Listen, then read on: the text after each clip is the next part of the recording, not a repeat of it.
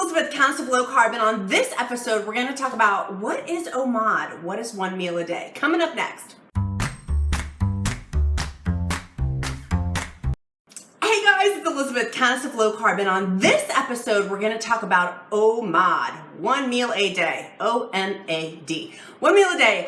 If you love this video, dance your fingers down and click the like button. Make sure you click subscribe and also sign up for my free, yes I said free, Wednesday, June 19th, 2019, upcoming free fasting workshop. It's at 8 p.m. Eastern Standard Time, 5 p.m. Pacific. Would love to have you there.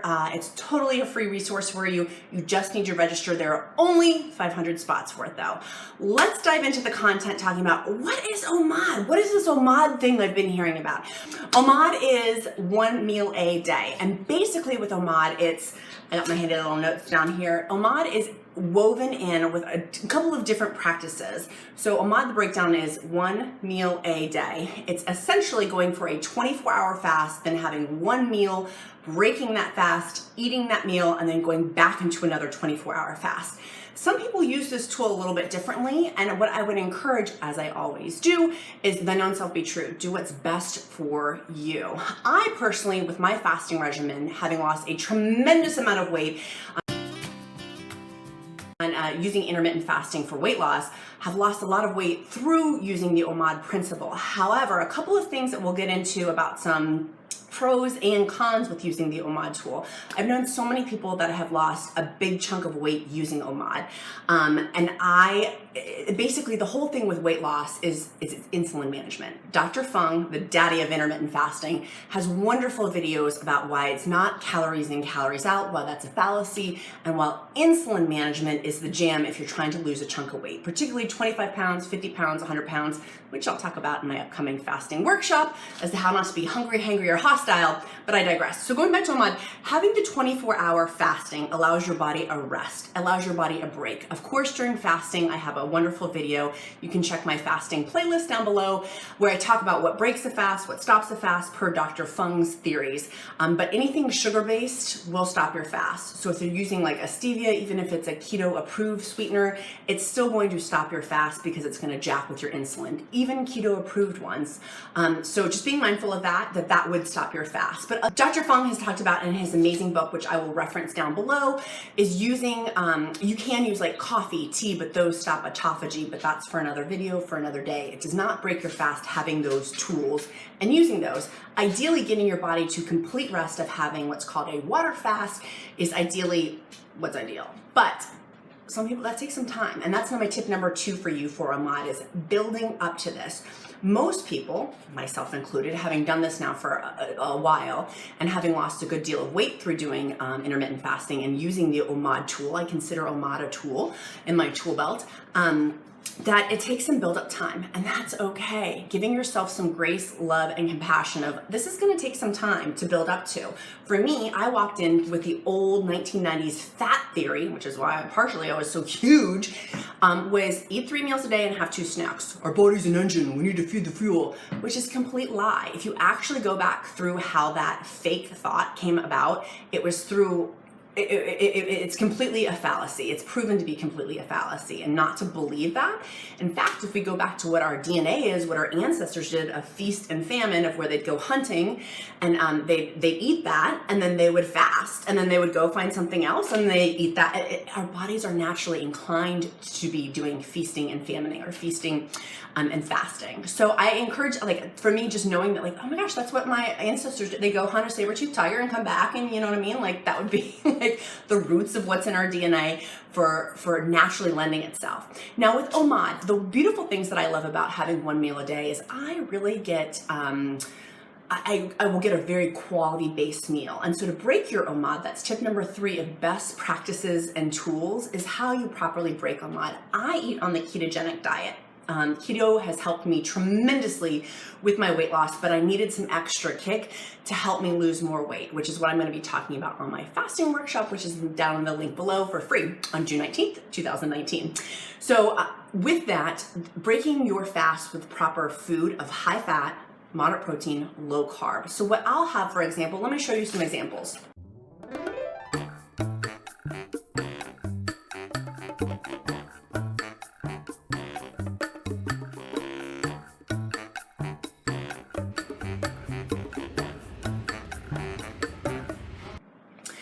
in there, we do go out to eat sometimes. I ideally like to prepare meals at home, but one of those examples was a beautiful steak.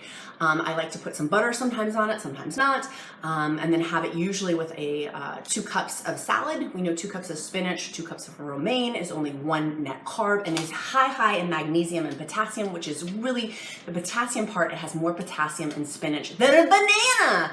So if you feel like you are getting electrolyte deficiency, that's a good thing to have, as is a shot of pickle juice too during your eating window. But so having a big piece of steak, like a ribeye, a New York strip, a fattier cut of the steak. Ideally, I wouldn't get a leaner cut of meat. I wouldn't say get like 90% beef chuck, like hamburger meat. I would get like the 80% because that has more fat in it, which is going to keep me fuller longer.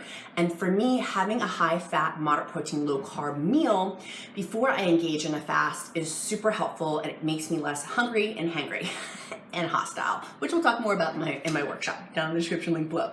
Okay, so number 1, we talked about doing a 24-hour fast. Number 2, we talked about building up to this. Number 3, we talked breaking your fast. Another example would be, say, like a fish meal. I love grilling fish, particularly now that it's spring and summertime.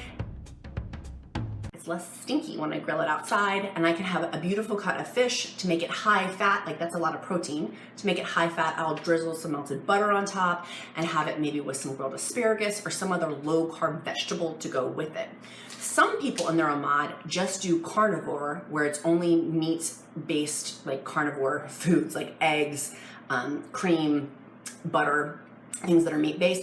I'm not there yet, so thine own self be true, but that is one way to completely cut out carbs from it. That's kind of a hardcore technique to use.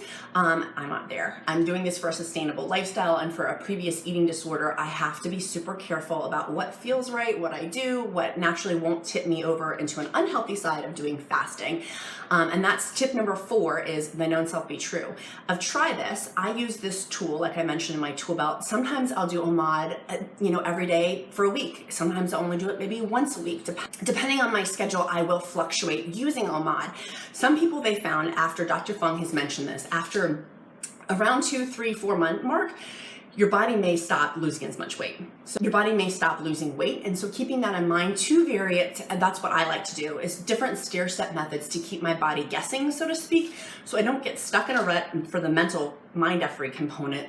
And 2, that I can adapt it with my life, right? Like if one night I'm having a big business meeting, I have 7 businesses, if I'm having a big business meeting and we're going out to dinner, it makes sense for me to eat and break my fast there. If I'm doing family functions, like certain things I want to break bread, so to speak, although I'm not eating bread, breaking bread with my family, I will do that in certain instances too. So I would totally encourage you, use this as a tool, make it adapt to your lifestyle to make this a long-term sustainable way of living. If it's too regimented, from my humble opinion, I can take that to an unhealthy place. So I like using Omad as a stair stepper. Again, sometimes I do it once or twice a week, sometimes I'll do it 5 times a week, sometimes I'll do it all week, sometimes I'll do it not that much. You know what I mean? It varies. So keep your body varying if you need to have, if that's your personality style. And again, by known self be true, you probably know yourself best of if you rather have more structure or less structure with this, and depending on how much weight you need to lose. Most people don't go into Omad 1 meal a day without building up to that point. If one does, it can be very painful. I've tried, and I beat myself up because I wasn't able to hit it. And so it took some building to get to that point. Where I would suggest, if you're just new to the intermittent fasting world, start with a 16-8. 16 hours of fasting, an 8-hour eating window, and start building it up from there, from a 16 to an 18 to a 20 to 20, you know what I mean? Like stair step it up. Those would be my suggestions for getting Omad under your belt and having intermittent fasting weight loss. I love using Omad, and my final tip is I love using Omad, but in periods of stress for me, of being a mom, a wife to a hot husband, having lots of an enriched schedule, I cannot do Omad when I have periods of stress. That's just my background. I pray that that will change in the upcoming future, but right now, where I am in my significant weight loss journey, I can't do it if I'm under super heavy stress. I do have to have 2 meals a day.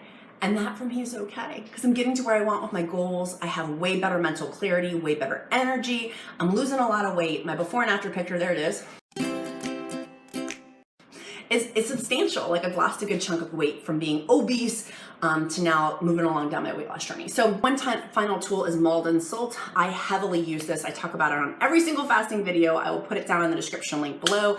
I'm not sponsored by them, but I do have an affiliate link below. These tins, I have a ton of them. I have them all over my house. I have them in my car, my pocketbook, my office, my son's diaper bag. Like, I have them everywhere. I have them everywhere because it works. You can put a little piece of salt under your tongue. It does not break your fast, one of these flakes, and it tastes really good. I've tried a variety of different salts, and so far this is my favorite. So I will put that in the description link below too. If you found this video helpful, dance your fingers down and smash that like button. Make sure you click subscribe if you do want to see all things keto and intermittent fasting, and make sure you sign up for my incredible Wednesday, June 19th, 8 p.m. Eastern Standard Time, 5 p.m. Pacific, free intermittent fasting workshop. Be there or be square. There are only 500 spots and there is no replay. It's going to be incredible. I've poured a lot of finances. I've built a team to help me with this, to make it a really high quality workshop for the Countess of Low Carb community. I'm doing it to help. And so I hope that you will join us with this free resource. Invite your mama, invite your friends, but you got to register, and it's down in the description link below. So I will see you guys again on the next video. Make it a powerful day. Bye guys.